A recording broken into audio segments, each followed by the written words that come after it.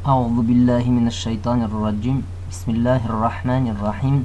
إن الحمد لله نحمده ونستعينه ونستغفره ونعوذ بالله من شرور أنفسنا ومن سيئات أعمالنا. من يهده الله فلا مضل له ومن يضلل فلا هادي له وأشهد أن لا إله إلا الله وأشهد أن محمدا عبده ورسوله ثم أما بعد. 7-нче дәрес. Бүгенге дәрестә biz Müslüman өсөн бик мөһим нәмә турында һөйләшәсәкбез. Ул да булһа үз динеңдә һаклап алып калу. Ислам динен кабул иткән кеше шуны аңларга тиеш. Был дин уны яннәткә алып баручы юл һәм үз исламыңда һаклап калырга тырышыр кирәк. Уны югалтудан куркырга тимәк. Буның өчен ислам динен юкка сыгаручы нәмәләр турында без белергә тиешбез. Икенче үз менән әйткәндә, ла илаһа иллаллаһ сүзләре кабул булһын өчен кайһы бер шарттарны үтәү кирәк. Бу шарттар үтәлмәй торып, кеше мусулман була алмай. Кайһы бер галимдар ла илаһа иллаллаһ сүзен яки шаһадатты аскыс менән сагыштыра. Ла илаһа иллаллаһ ул яннат ишегенә аскыс. Аның шарттары аскыстың тешләре кебек. Мәгълүм булуынча, тешләре булмаган аскыс бер ишекте лә асмай.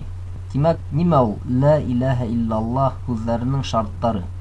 Икенче төрле итеп әйткәндә, Аллаһ Тәгалә бездән шаһадатты кабул итһен өчен һәм без мусулман булып һаналыр өчен күңелебездә ла илаһа иллаллаһ сүзләренә нисек карарга тиешбез.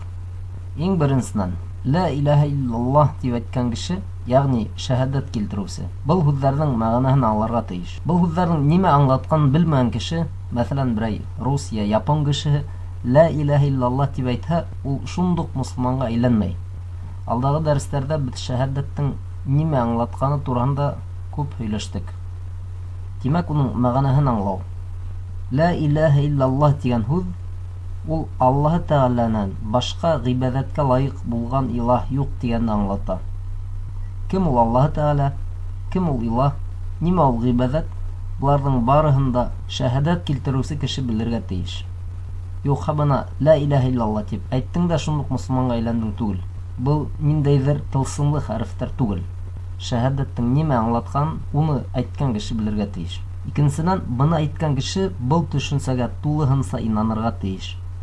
Шаһадат килтерүче кеше Аллаһ Тәгаләнең барлыгында, берлегендә һәм уның гыйбадәткә лаек булган бердән-бер илаһ булуында шикләнергә тиеш түгел. Кай вакыт үзләрен мусулман дип һанаган кешеләргә дин турында һөйләй башлаһаң, Аллаһ Тәгалә әллә бар, әллә юк дип аптырата. Ошондой әллә бар, әллә юк дигән ярым ышану кешене мусулман итмәй. Ла илаһа иллаллаһтың хакыйкатында һич шик булырга тиеш түгел. Димәк, берәй кеше ла илаһа иллаллаһ дип әйтеп куяйм әле, бәлки ысынлап та теге дөнья булһа, миңа бу язылыр диюсе кешенән уның шаһадаты кабул булмай.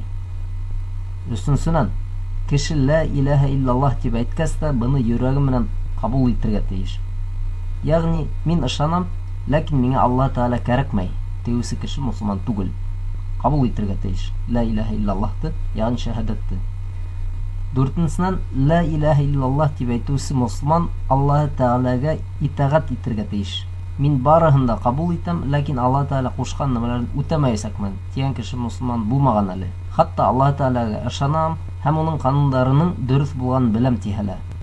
Бишенчедән, ла илаһа иллаллаһ дигән кеше Аллаһ Тәгаләнән башка бер кемгә лә, бер нәмәгә лә табынырга тиеш түгел.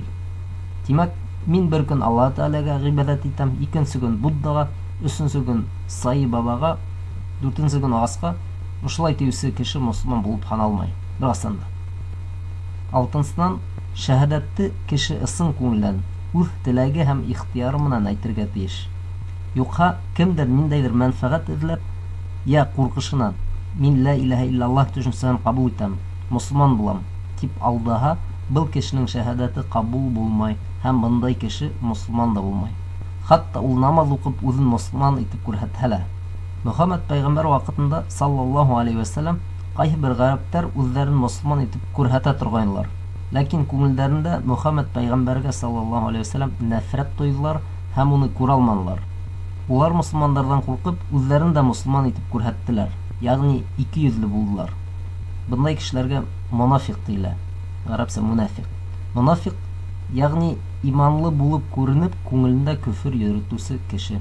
Бындай кеше ла илаха иллаллах дип күпме кабатламаһын, мусулман булмас. Етенсенән, ла илаха иллаллах дип әйтүсе кеше был һүҙләргә карата мөхәббәт тойырга тиеш. Димәк, мин ла илаха иллаллах төшенсән кабул итәм. Ләкин мин ислам динен күрә алмайым. Теүсе кеше ислам диненә кермәгән. Ул Аллаһ Тәгалә һәм унан килгән бар нәмәне лә яратырга тиеш. Коранды, Аллаһ Тәгаләнең пәйгамбәрләрен, алейһиссәлам, уның изге кулдары, фәрештәләрде һәм башка дингә кагылышлы бөтен нәмәләрне. Әгәр кеше ла илаха иллаллах дип шәһадәт килтергән икән һәм без атап үткән шарттарны үтәгән булһа, ул тәүхидкә ирешкән. Тәүхид ул тик Аллаһ Тәгаләгә гыйбадәт итү һәм уның гына кулы булу. Тәүхид һүзе гарәпсә вахид һүзеннән килеп сыккан. Вахид димәк бер. Тәүхид димәк бер нәмәне генә күрү. Был осракта тик Аллаһ Тәгаләне генә үзеңнең бердән бер Раббың итеп күрү. Тәүхид тик Аллаһ Тәгаләгә генә гыйбадәт. Тәүхид дигән һүзне исегездә калдырыгыз.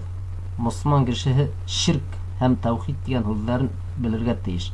Ширк ул димәк тәүхидтең капма каршылыгы. Тәүхид ул тик Аллаһ Тәгаләгә генә гыйбадәт итү, ә ширк Аллаһ Тәгаләнән башка я уның менән бер рәттән ниндидер башка илаһка табыну. Ширктән Аллаһ Тәгалә безне һаклаһын һәм тәүхидкә ирештерһен. Амин. Булар барыгы ла илаха иллаллах шәһадәттең кабул булу шарттары. Булар үтәлмәһә, кеше мусулман була алмай. Ә мусулман булган кеше ошо шарттарның берәүһен булһа ла югалтһа, ул ислам диненнән сыгып китә. Безне Аллаһ Тәгалә кафир булудан һаклаһын. Безнең заманда күп мусулмандар иман шарттарын һәм иманды бозусы нәмәләр турасында белмәй. Иманды ююсы гамәлдәр кылалар. Мәсәлән, кемдер каберләргә барып, үлеләргә ялбара. Был ширк була. Ислам диненнән сыгарусы нәмә. Мусулман кеше тик Аллаһ Тәгаләгә генә дуа кылып, тик уңа гына ялбарырга тиеш. Үлеләр безгә ярдәм итә алмай. Шуга ла Аллаһ Тәгалә Коранда әйтә: "Ысынлап та, Аллаһ Тәгалә үзенә тиңдәш тоткан кешене гафу итмәй. Бынан кисерәкте ул теләгән кешене гафу итә. Аллаһ Тәгаләгә тиңдәш тоткан кеше бик алыфка адашкан." Кемдер ендәргә, өй ияләренә, һыу инәләренә дуа кыла, улардан ярдәм һорай. Булар да ширк була. Шуга күрә лә Аллаһ Тәгалә Коранда Мәккә мөшрикләрен күп тапкыр ифкә ала. Был мөшрикләр Аллаһ Тәгаләне таныһалар да, улар потка табыналар ине. Һәм уларга һез нигә ошо таштарга я агастарга табынаһығыз тиелгән вакытта улар әйтә торганнар: "Ма нa'будухум илля лиюқаррибуна илаллаһи зульфа." Без уларга тик безне Аллаһ Тәгаләгә якынлаштырһындар өчен табынабыз дип җавап бирделәр. Ягъни үзләре һәм Аллаһ Тәгалә арасында улар ошо һындарды, руса идолларды, поттарды куйдылар. Аллаһ Тәгалә менән бер рәттән улар башка илаһка табындылар. Шуга күрә лә Аллаһ Тәгалә уларга ут, тамук вәгъдә иткән. Аллаһ Тәгалә безне тамуктан, яһәннәмдән һаклаһын. Ислам диненнән сыгарусы башка бер нәмә ул икенче ниндидер бер динде дөрес итеп һанау. Аллаһ Тәгалә Коранда шулай ди: "Әгәр бер кеше исламдан башканы дин итеп эзләһә, унан кабул ителмәс һәм ул ахиратта отылучылардан булыр." Ла илаха иллаллах һүзе тик Аллаһ Тәгаләгә генә гыйбадәт, тик ислам динен дөрес итеп күрү һәм Мөхәммәд пәйгамбәрне Аллаһ Тәгаләнең илчесе итеп тануды аңлата. Әгәр кеше ниндидер башка динде исламдан өстен куя икән, димәк был кеше ислам диненнән сыгып китә. Шулай ук ислам диненнән сыгарусы нәмә ул Коръәннән, я Аллаһ Тәгаләнән, я Мөхәммәд пәйгамбәрдән саллаллаһу алейхи ва саллям көлү. Аллаһ Тәгалә Коръәндә шулай ди: "Әгәр һораһаң, ягъни Мәккә мөшрикләреннән, улар без тик һүзгә генә мавыктык һәм шаярдык дип әйтерҙәр. Аллаһ Тәгаләнән, уның аяттарынан һәм Рәсүленнән көлдөгөз түгелме ни?" дип әйт. Гафу үтенмәгез. Һез иманығыҙҙан һуң кафир булдығыҙ. Шуға күрә, хөрмәтле ҡәрҙәштәр, ла илаха иллаллах һүҙҙәренә, шәһәдәткә бик етди ҡарар кәрәк. Ошо һүҙҙәрҙе әйткән кеше иманлы була. Ләкин ул шәһәдәттең шарттарында үтәргә тейеш. Шәһәдәттең бөтә шарттарын үтәп иманлы булган кеше иһә үҙ иман һаҡларға тейеш.